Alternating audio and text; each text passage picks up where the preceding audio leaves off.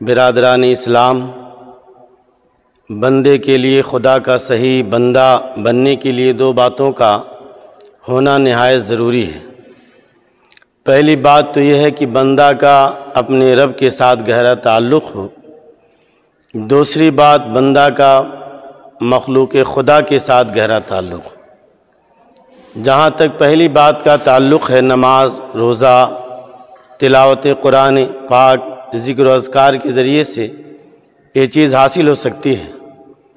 دوسری بات مخلوق خدا کے ساتھ گہرا تعلق، ان کے ساتھ انسانی ہمدردی کی جائے، ان کی ضروریات کا خیال کیا جائے، مصیبت کے وقت کام آیا جائے، ان کی پریشانیوں کو دور کیا جائے، بھوکے ہیں جو بھوکے ہیں ان کو کھانا کھلایا جائے، ان کی پریشانیوں کو دور کیا جائے، جو یتیم و یسیر ہیں ان کی مدد کی جائے، جو ضعیف کمزور ہیں ان کے لیے سہارا بنا جائے۔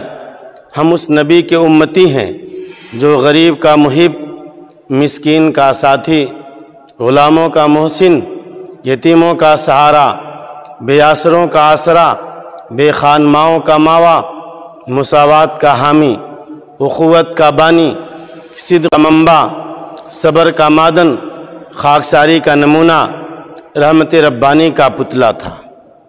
اس لیے مذہب اسلام نے جس طرح سے نماز، روزہ، حج جیسی عبادات پر زور دیا ہے، اسی طرح سے مذہب اسلام نے خدمت خلق پر بھی کافی زور دیا ہے۔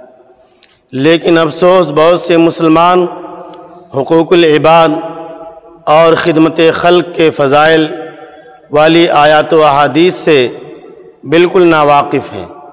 بہت سے مسلمان صوم و صلات کے پابند ہوتے ہیں، شب بیدار تہجد گزار ہوتے ہیں، جو اوابین، اشراق، چاشت کے پابند ہوتے ہیں، لیکن خدمت خلق کی لائن سے وہ بہت ہی پیچھے ہوتے ہیں۔ حضرت ابن عباس رضی اللہ تعالیٰ عنہ کا واقعہ ہے کہ ایک مرتبہ وہ مسجد نبوی کے اندر معتکف تھے، اعتکاف کی حالت میں تھے۔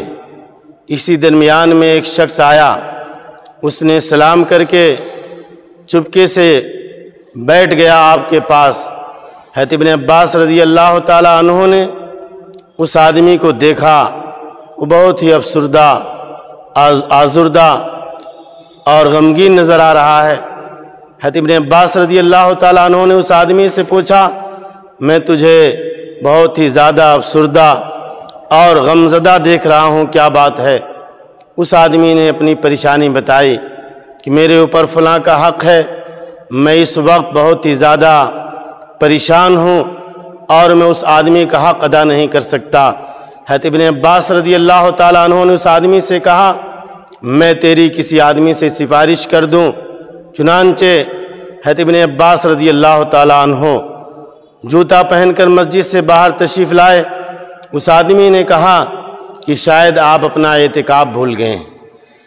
حضرت ابن عباس رضی اللہ تعالیٰ عنہ نے فرمایا کہ میں اعتکاف نہیں بھولا ہوں، مجھے اچھی طرح سے یاد ہے، میں نے جناب محمد الرسول اللہ صلی اللہ علیہ وسلم سے سنا، جو مسلمان اپنے کسی مسلمان بھائی کے کام آ جائے، اس کے کام میں چلے پھرے اور اس کی مصیبت میں کام آ جائے تو اللہ تعالیٰ اس کے لیے 10 سال کے اعتکاف کا ثواب اس کے نام اعمال میں لکھ دیتے ہیں۔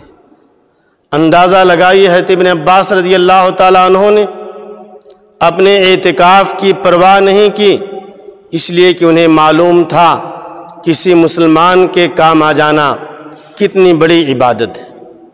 اس لیے اللہ کے رسول صلی اللہ علیہ وسلم کی تعلیمات میں، آپ صلی اللہ علیہ وسلم کی احادیث مبارکہ میں خدمت خلق کی لائن سے بہت سی فضیلتیں وارد ہوئی ہیں۔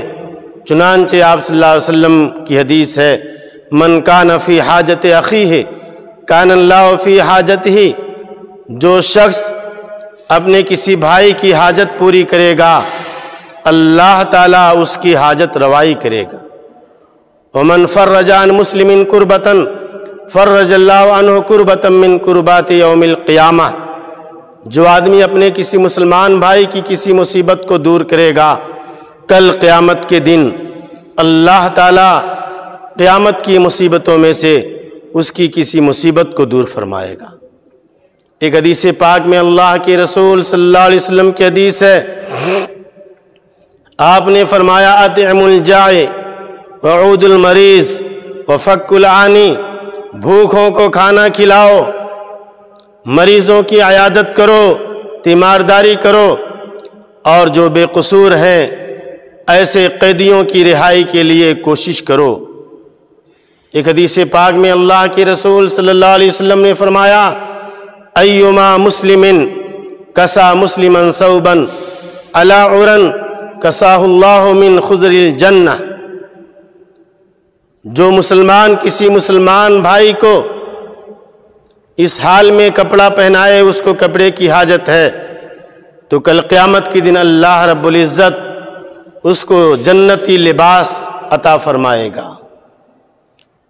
وَأَيُّمَا مُسْلِمٍ أَطْعَمَ مُسْلِمًا عَلَى جُوعٍ أَطْعَمَهُ اللَّهُ مِنْ ثِمَارِ الْجَنَّةِ، جو مسلمان اپنے کسی مسلمان بھائی کو بھوکے کی حالت میں کھانا کھلائے، کل قیامت کے دن اللہ رب العزت اس کو جنت کے پھلوں سے اس کی میزبانی کرے گا، اور جنت کے پھل اللہ تعالیٰ اس کو عطا فرمائے گا۔ وَأَيُّمَا مُسْلِمٍ سقا مسلما علی ظمأ سقاہ اللہ من الرحیق المختوم، جو مسلمان اپنے کسی مسلمان بھائی کو پیاس کی حالت میں پانی پلائے، اللہ رب العزت کل قیامت کے دن اس کو نہایت نفیس جنت کی شراب طہور پلائے گا جس پر غیبی مہر لگی ہوئی ہو۔ ان احادیث سے آپ اندازہ لگا سکتے ہیں اللہ کے غریب نادار بندوں کی اعانت کرنا کتنی بڑی عبادت ہے۔ حدیث پاک میں آتا ہے کل قیامت کے دن اللہ رب العزت فرمائے گا اے ابن آدم، میں بھوکا تھا تو نے مجھے کھانا نہیں کھلایا، میں پیاسا تھا تو نے مجھے پانی نہیں پلایا۔ بندہ عرض کرے گا کہ اے اللہ، تجھے بھوک سے کیا واسطہ، تجھے پیاس سے کیا واسطہ، پوری دنیا کو تو کھلانے والا اور پوری دنیا کو تو رزق پہنچانے والا، تجھے بھوک اور پیاس سے کیا مطلب؟ اللہ رب العزت عرض کرے گا کہ میرا فلاں بندہ تجھ سے کھانا مانگا تھا تو نے اسے کھانا نہیں دیا، میرا فلاں بندہ تجھ سے پانی مانگا تھا پینے کے لیے تو نے اسے پانی نہیں دیا، اگر تو اسے کھانا دیتا، اگر اسے تو پانی پلاتا تو گویا کہ مجھے کھانا کھلاتا اور مجھے پانی پلاتا۔ محترم حضرات، معلوم ہوا کہ اللہ تعالیٰ غریبوں کا وکیل ہے، اللہ تعالیٰ غریبوں کے لیے خود اپیلیں کرتا ہے، چنانچہ اللہ تعالیٰ قرآن پاک میں ارشاد فرماتا ہے اقرض اللہ قرضا حسنا، اے لوگو اللہ کو قرض دو، قرض حسنا دو۔ اس آیت کریمہ میں اللہ رب العزت مسلمانوں سے قرض مانگ رہا ہے۔ بھلا بتائیے اللہ کو قرض مانگنے کی کیا ضرورت؟ زمین اس کی، آسمان اس کا، عرش اس کا، فرش اس کا، لوح اس کا، قلم اس کا، چاند اس کا، سورج اس کا، زمین کے خزانوں کا وہ مالک، آسمان کی دولت کا وہ مالک۔ مگر قربان جائیے اللہ کے اس انداز بیان پر اللہ تعالیٰ اپنے لیے نہیں مانگ رہا ہے بلکہ اپنے غریب نادار بندوں کے لیے قرض مانگ رہا ہے، اپنے فقیر محتاج بندوں کے لیے قرض مانگ رہا ہے، اپنے مسکین بندوں کے لیے قرض مانگ رہا ہے، اپنے معذور یتیم بندوں کے لیے قرض مانگ رہا ہے۔ ان کی نصرت کرنا گویا اللہ کی رحمتوں اور اس کی شفقتوں کو لوٹنا ہے۔ تم زمین والوں پر رحم کرو، آسمان والا تم پر رحم کرے گا۔ برادران اسلام، آج ہمارے معاشرے کے اندر، ہمارے سماج کے اندر بہت سے ایسے مسلمان ہیں جو غریب ہوتے ہیں، نادار ہوتے ہیں، محتاج ہوتے ہیں، لیکن کسی کے سامنے وہ ہاتھ نہیں پھیلاتے، اس لیے کہ وہ خوددار ہوتے ہیں، وہ عزت دار ہوتے ہیں، کسی کے سامنے اپنی بے بسی اور بے کسی کو ظاہر نہیں کرتے ہیں۔ ایسے لوگوں کو تلاش کر کے ضرور جو ہے ان کی مدد کرنی چاہیے اور ایسے لوگوں کی ضرور اعانت کرنی چاہیے۔ عبداللہ ابن مبارک رحمۃ اللہ علیہ بہت بڑے فقیہ، بہت بڑے محدث، بزرگ اور صوفی گزرے ہیں، بہت اللہ والے تھے۔ ان کا ایک واقعہ ہے، ایک مرتبہ وہ حج کے سفر پہ جا رہے تھے، حج کے سفر پہ جا رہے تھے، ایک قافلہ ان کے ساتھ تھا۔ ایک جگہ قافلے نے قیام کیا، قافلہ رکا، وہاں پہ لوگ کھانا کھائے، آرام کیے، اور تھوڑی دیر کے بعد جب قافلہ وہاں سے روانہ ہونے لگا، عبداللہ ابن مبارک رحمۃ اللہ علیہ بھی وہیں پر تھے۔ قافلہ روانہ ہو چکا تھا، اس کے بعد آخر میں ایک بچی آتی ہے، اور وہ جو کوڑا کرکٹ تھا جہاں پہ لوگوں نے بچا کچا کھانا پھینک دیا تھا، اس کچڑے سے اس بچی نے کوئی چیز اٹھا کر کے اپنی اوڑھنی کے اندر چھپا لی اور وہاں سے جانے لگی۔ عبداللہ ابن مبارک رحمۃ اللہ علیہ کی نظر پڑی اس لڑکی کے اوپر، اپنے خادم سے کہا اس لڑکی کو بلاؤ۔ اس لڑکی کو جب بلایا، لڑکی سے پوچھا کیا بات ہے، تم ابھی کوئی چیز تم چھپا کر کے لے جا رہی ہو، وہاں سے تم نے کوئی چیز اٹھائی ہے؟ اس لڑکی کی آنکھوں سے آنسو جاری ہو گئے، اور اس لڑکی نے اپنی اوڑھنی کے اندر سے وہ چیز جو چھپا رکھی تھی دکھایا۔ وہ مری ہوئی مرغی تھی، مردار مرغی تھی جس کو پھینک دیا گیا تھا۔ اس لڑکی نے کہا کہ حضرت میرے والد کا انتقال ہو چکا، کئی دنوں سے ہمارے گھر میں فاقہ ہے، اور اس وقت جو ہے یہ حرام مردار مرغی ہمارے لیے حلال ہے، اس لیے میں لے کر کے جا رہی ہوں۔ عبداللہ ابن مبارک رحمۃ اللہ علیہ نے اپنے حج کے سفر کو ملتوی کر دیا، اپنے خادم سے کہا اس سال ہم حج نہیں کریں گے، اس سال حج کا پیسہ اس غریب گھر کے اندر اس لڑکی اور اس کے والدہ کو دے دیں گے، اور زندگی رہی تو پھر آئندہ ہم حج کریں گے۔ چنانچہ آپ نے حج کا پورا پیسہ اس غریب لڑکی کو دے دیا اور اپنے حج کے سفر کو ملتوی کر دیا۔ اندازہ لگائیے عبداللہ ابن مبارک رحمۃ اللہ علیہ نے ایک غریب، ایک بیوہ کی امداد کے لیے آپ نے اپنے حج کے سفر کو ملتوی کر دیا۔ مسلمانوں، آج ملک کے حالات بہت ہی نازک ہیں۔ لاک ڈاؤن کی وجہ سے آج پورے ملک کے اندر فقر و فاقہ ہے، لوگ بھوکمری کا شکار ہیں۔